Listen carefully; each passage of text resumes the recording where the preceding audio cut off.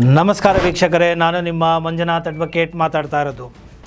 ಇವತ್ತು ಈ ಒಂದು ಕೌಟುಂಬಿಕ ವ್ಯಾಜ್ಯಗಳು ಕೌಟುಂಬಿಕ ನ್ಯಾಯಾಲಯಗಳಲ್ಲಿ ನಡೆಯುವಂತಹ ಸಂದರ್ಭದಲ್ಲಿ ಅದರಲ್ಲಿಯೂ ಕೂಡ ಜೀವನಾಂಶವನ್ನು ಕ್ಲೈಮ್ ಮಾಡಬೇಕು, ಕೇಳಬೇಕು. ಅದು ಹೆಂಡತಿಯಾದರೂ ಆಗಿರಬಹುದು, ಗಂಡ ಆದರೂ ಆಗಿರಬಹುದು. ಇದೇನಪ್ಪ ಬರೀ ಮೇಂಟೆನೆನ್ಸು ಹೆಂಡತಿ ಅಲ್ವಾ ಕೇಳೋಕ್ಕಾಗೋದು, ಗಂಡ ಕೇಳ್ಬೋದಾ ಅಂದರೆ ಗಂಡನೂ ಕೂಡ ಕೇಳಬಹುದಾಗಿದೆ. ಯಾವ ಸಂದರ್ಭಗಳಲ್ಲಿ ಹೆಂಡತಿಯಿಂದ ಗಂಡ ಜೀವನಾಂಶವನ್ನು ಕೇಳಬಹುದು ಅಂತ ಹೇಳಿ ಒಂದು ಫ್ಯಾಮಿಲಿ ರಿಲೇಟೆಡ್ ವಿಡಿಯೋಸ್ ಅಂತ ನನ್ನ ಪ್ಲೇಲಿಸ್ಟ್ಗೆ ಹೋದರೆ ಅಲ್ಲಿ ಕೆಲವು ವಿಡಿಯೋಗಳನ್ನು ಮಾಡಿ ಹಾಕಿದ್ದೇನೆ, ತಾವು ಅದನ್ನು ನೋಡ್ಕೋಬಹುದು. ಇಲ್ಲಿ ಜೀವನಾಂಶವನ್ನು ಕ್ಲೈಮ್ ಮಾಡುವಾಗ, ಪಡೆಯುವಾಗ ಗಂಡ ಅಥವಾ ಹೆಂಡತಿಯ ಆದಾಯ ಮತ್ತು ಆದಾಯದ ಮೂಲ ಏನು ಅನ್ನೋದನ್ನು ನೀವು ತಿಳಿಬೇಕಾದರೆ ಅವರು ಎಲ್ಲಿ ಕೆಲಸ ಮಾಡ್ತಾ ಇದ್ದಾರೆ ಅನ್ನೋದನ್ನು ತಿಳಿದುಕೊಂಡು ಆ ಒಂದು ವಿಚಾರಗಳು ವಿವರಗಳು ನಿಮ್ಮ ಹತ್ರ ಇದ್ದರೆ ಓಕೆ, ಇಲ್ಲ ಅಂದರೆ ಅದನ್ನು ಪಡ್ಕೊಳ್ಳೋದು ಹೇಗೆ? ಈಗ ಅಸೆಟ್ಸ್ ಆ್ಯಂಡ್ ಲಯಬಿಲಿಟೀಸ್ ಅನ್ನೋದನ್ನು ನೀವು ಅಪ್ಲಿಕೇಶನ್ನ ಫಿಲ್ ಮಾಡಿ ನೀವು ಕೊಡಬೇಕಾಗತ್ತೆ ಕೌಟುಂಬಿಕ ನ್ಯಾಯಾಲಯಗಳಲ್ಲಿ ಜೀವನಾಂಶದ ಪ್ರಕರಣಗಳು ನಡೆಯುವಂಥ ಸಂದರ್ಭಗಳಲ್ಲಿ. ಹಾಕುವಾಗ ನಿಮಗೆ ವಿವರಗಳು ಗೊತ್ತಿರಬೇಕು. ನಿಮಗೆ ವಿವರಗಳು ಗೊತ್ತಿಲ್ಲ, ಗಂಡ ಎಲ್ಲಿ ಕೆಲಸ ಮಾಡ್ತಾ ಇದ್ದಾರೆ, ಏನು ಸಂಬಳ ಬರ್ತಾ ಇದೆ ಅನ್ನೋದು ಗೊತ್ತಿಲ್ಲ ಅಂದಾಗ ಏನಾಗ್ತೀರಾ? ಅಥವಾ ಹೆಂಡತಿ ಎಲ್ಲಿ ಕೆಲಸ ಮಾಡ್ತಾ ಇದ್ದಾರೆ, ಅವ್ರು ಏನು ದುಡಿತಾ ಇದ್ದಾರೆ, ಅವರ ಆದಾಯ ಏನು, ಅವರ ಮೂಲ ಏನು, ಆಸ್ತಿಗಳು ಏನಿದೆ ನಿಮಗೆ ಗೊತ್ತಿಲ್ಲ ಅಂದರೆ ಹೇಗೆ ಗೊತ್ತಾಗುತ್ತೆ? ಕೆಲವು ಸಂದರ್ಭಗಳಲ್ಲಿ ಕಂಪನಿಗಳಿಗೆ ಲೆಟರ್ ಬರೆದಾಗ ಅವರು ಅದನ್ನು ನಿರಾಕರಣೆ ಮಾಡ್ತಾರೆ, ಇದು ವೈಯಕ್ತಿಕ ವಿಚಾರ ಕೊಡೋಕ್ಕಾಗೋದಿಲ್ಲ ಅಂತ ಹೇಳಿ. ಕೆಲವೊಬ್ಬರು RTI ಮುಖಾಂತರ ಅಪ್ಲೈ ಮಾಡ್ತಾರೆ, ನನಗೆ ಮಾಹಿತಿ ಬೇಕು ಅಂತ ಹೇಳಿ. ಸೊ ಈ ಒಂದು ಸಂದರ್ಭಕ್ಕೆ ಸಂಬಂಧಪಟ್ಟಂತೆ ಹೈಕೋರ್ಟ್ ಒಂದು ಮಾರ್ಗದರ್ಶನವನ್ನು ಈಗ ನೀಡಿದೆ. ಆ ಮಾರ್ಗಸೂಚಿ ಏನು ಅಂತ ಹೇಳಿದ್ರೆ, RTI ಮುಖಾಂತರ ನೀವು ಈ ಒಂದು ವೈಯಕ್ತಿಕ ವಿಚಾರಗಳನ್ನು ಕೇಳಲಿಕ್ಕೆ ಬರೋದಿಲ್ಲ.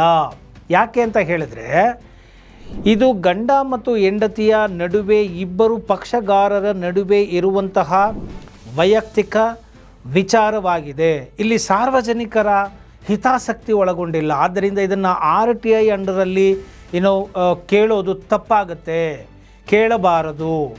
ಮತ್ತು ಇಂತಹ ಒಂದು ಸಂದರ್ಭಗಳಲ್ಲಿ ನಿಮಗೆ ಮಾಹಿತಿಗಳು ಬೇಕಾಗಿದ್ದೆ ಆದಲ್ಲಿ ನೀವು ನ್ಯಾಯಾಲಯಗಳಿಗೆ ನೀವು ಅಪ್ಲಿಕೇಶನ್ನ ಹಾಕಿಕೊಳ್ಳಬಹುದು. ನನಗೆ ಮಾಹಿತಿ ಇಲ್ಲ, ನನ್ನ ಪಾರ್ಟ್ನರು ಎಲ್ಲಿ ಕೆಲಸ ಮಾಡ್ತಾ ಇದ್ದಾರೆ, ಏನು ಮಾಡ್ತಾ ಇದ್ದಾರೆ ಅನ್ನೋದ್ರ ಬಗ್ಗೆ ನನಗೆ ಮಾಹಿತಿ ಇಲ್ಲ. ಆದ್ದರಿಂದ ಅವರು IT ರಿಟರ್ನ್ಸನ್ನು ಸಲ್ಲಿಸಿದರೆ ಆದಾಯ ತೆರಿಗೆ ಇಲಾಖೆಗೆ ನೀವು ಒಂದು ರಿಕ್ವೆಸ್ಟ್ ಮಾಡಿ ಅವರಿಗೆ ಒಂದು ಡೈರೆಕ್ಷನನ್ನು ಕೊಟ್ಟು ಆ ವ್ಯಕ್ತಿಯ ಗಂಡನ ಅಥವಾ ಹೆಂಡತಿಯ IT ರಿಟರ್ನ್ಸ್ ಡೀಟೇಲ್ಸನ್ನು ಕೋರ್ಟು ತರಿಸಿಕೊಳ್ಳುವಂತಹ ಹಕ್ಕಿದೆ ಅಂತ ಹೇಳಿದೆ.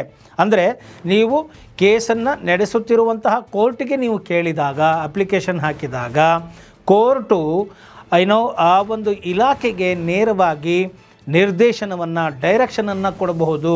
14 ದಿನಗಳ ಒಳಗೆ ನೀವು ಮಾಹಿತಿಗಳನ್ನು ಕೊಡಿ ಅಂತ ಹೇಳಿ ಡೈರೆಕ್ಷನನ್ನು ಕೊಡಿ ಅಂತ ಕೇಳಬಹುದು, ಮತ್ತು ಅವರು ನಿರ್ದೇಶನವನ್ನು ಕೂಡ ಕೊಡಬಹುದಾಗಿದೆ. ಆದ್ದರಿಂದ ಇಂತಹ ಪ್ರಕರಣಗಳಲ್ಲಿ ನೀವು ಕೋರ್ಟಿಗೆ ಅಪ್ಲಿಕೇಶನ್ ಹಾಕ್ಕೊಂಡು ನೀವು ಮಾಹಿತಿಯನ್ನು ಪಡ್ಕೊಳ್ಳಿ.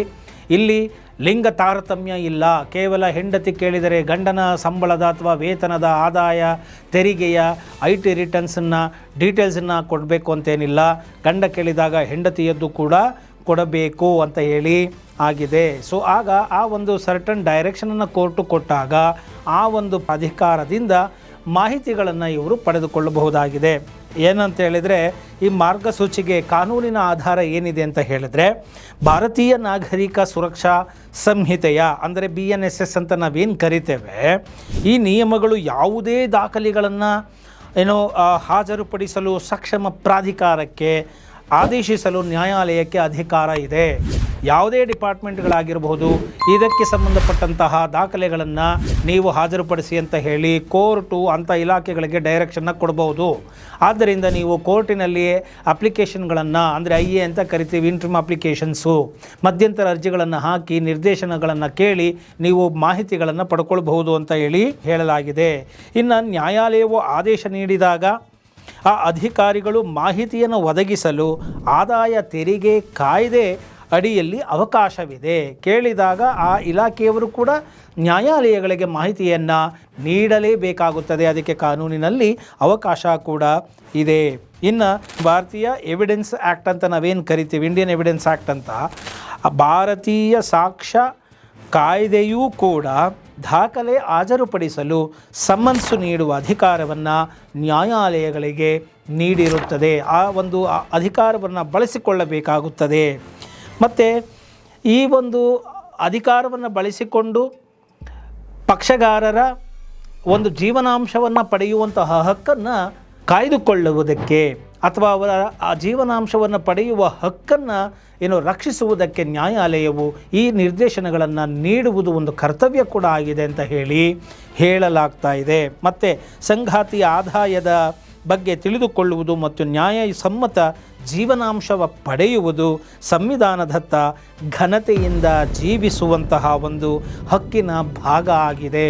ಆದ್ದರಿಂದ ನ್ಯಾಯಾಲಯಗಳು ಅವರ ಅಧಿಕಾರವನ್ನು ಮೊಟಕುಗೊಳಿಸದೆ ಪಕ್ಷಕಾರರ ಜೀವನಾಂಶ ಪಡೆಯುವ ಹಕ್ಕನ್ನು ಕಾಪಾಡುವಲ್ಲಿ ನ್ಯಾಯಾಲಯವು ತಮಗೆ ಇರುವಂತಹ ಅಧಿಕಾರವನ್ನು ಹಾಗೂ ಸಕ್ಷಮ ಪ್ರಾಧಿಕಾರಗಳಿಗೆ ಇರುವಂತಹ ಒಂದು ಜವಾಬ್ದಾರಿಯನ್ನು ಮತ್ತು ಅವರ ಕರ್ತವ್ಯಗಳನ್ನು ಈ ಮಾರ್ಗಸೂಚಿಗಳಲ್ಲಿ ನೀಡಲಾಗಿದೆ. ಆದ್ದರಿಂದ ಇನ್ಮೇಲೆ ಏನಾದರೂ ನಿಮ್ಮ ಪಾರ್ಟ್ನರ್ಸ್ಗಳದ್ದು ಪತಿ ಅಥವಾ ಪತ್ನಿಯ ಒಂದು ಆದಾಯ ಅವರೇನೋ ರೈಟ್ ರಿಟರ್ನ್ಸ್ ಮಾಡಿದರೆ ಆ ಡಿಪಾರ್ಟ್ಮೆಂಟ್ಗೆ ಒಂದು ಡೈರೆಕ್ಷನ್ನ ಕೊಟ್ಟು ನಮಗೆ ಮಾಹಿತಿಗಳನ್ನು ತರಿಸ್ಕೊಂಡು ಅದರ ಆಧಾರದ ಮೇಲೆ ನೀವು ನಮಗೆ ಜೀವನಾಂಶವನ್ನು ಗುರುತು ಮಾಡಿ ಅಂತ ಕೇಳುವಂತಹ ಒಂದು ಮಾರ್ಗಸೂಚಿಯನ್ನು ಹೈಕೋರ್ಟು ನೀಡಿದೆ.